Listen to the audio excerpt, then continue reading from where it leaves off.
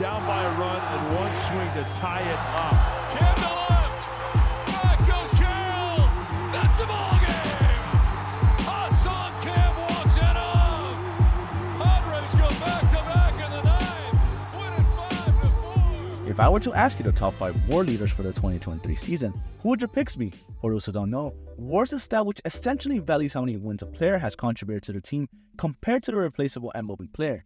With that being said, who are your top 5? The number 1 choice is pretty obvious for any MLB fan, as that honor goes to Shohei Ohtani, as he provides value as being one of the best hitters and pitchers in the game. Coming in at second, most fans will believe it to be Ronald Acuna Jr., and they would in fact be correct, as he's the only other player to break a 5 WAR season thus far. Now the last 3 are a little trickier, and ESPN has them ranked within 0.2 WAR from each other. Mookie Betts comes in at third with an impressive 4.5 WAR, only trailed behind Wander Franco's 4.4 WAR performance. But who else comes into this elite group of players at number 5? Could it be Matt Olson with his NL leading 30 bombs? Or is it Garrett Cole, who is currently on track for his first Cy Young winning season? If not those two, it has to be Luis Arraez with his historic 378 batting average through the second half.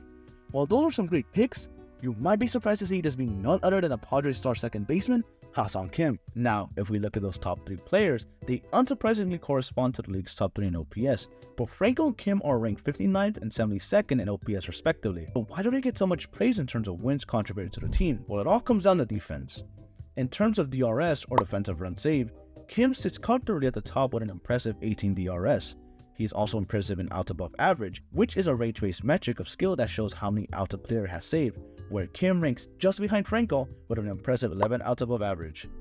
So we've established Kim is one of, if not the best defenders in all of baseball, and despite playing a non-premier position of second base, he is able to top the leaderboards in defensive WAR at 2.1.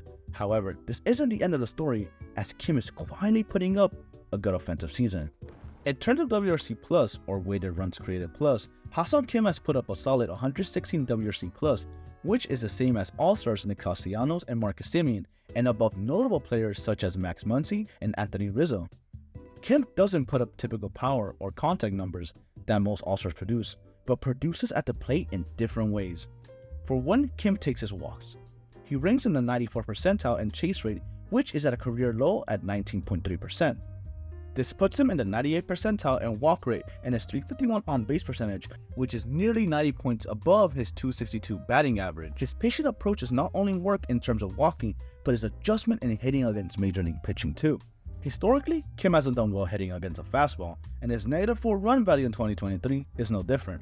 But what he has done well is hitting off-speed pitches. In 2023, he has a 3 run value against a slider and a 1 run value against a changeup, meaning not chasing those off-speed pitches out of the zone allows Kim to make quality contact against a soft stuff thrown in the box. Although Kim will one day adjust to the read on MLB, as of now, he has a very solid approach in spite of that. However, Kim does a lot more in the batter's box than take walks and make solid contact. He has posted a career high in slug and OPS, slug in a respectable 418 and an above average 769 OPS, marks above Kim's lifetime and the MLB average. He has also tied last year's 11 bombs just halfway through the season, and seems like a serious 2020 threat. Speaking of threat, he has a career-high 17 stolen bases this season, almost surpassing the total amount of stolen bases from the past 2 years combined. So, Kim is having an impressive season, but is he really having an MVP-type season? The numbers certainly say he has the case, but it's a little more complicated than that. For one, 2 big candidates have a clear advantage, the aforementioned Ronald Acuna Jr. and Mookie Betts.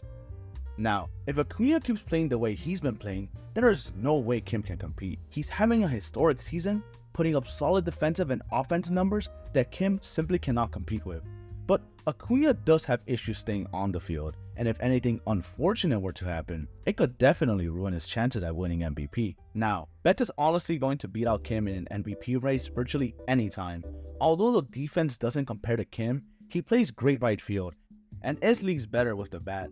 And that goes without saying. Also, WAR is measured differently, as Fangraphs ranks Kim 21st in WAR leaders, which puts Kim in great company, but it is a definite step down from ESPN's ranking. So, what does that make Kim? He may not be frontrunner for the MVP or even the runner-up, but this amazing season has proven a couple things for Kim.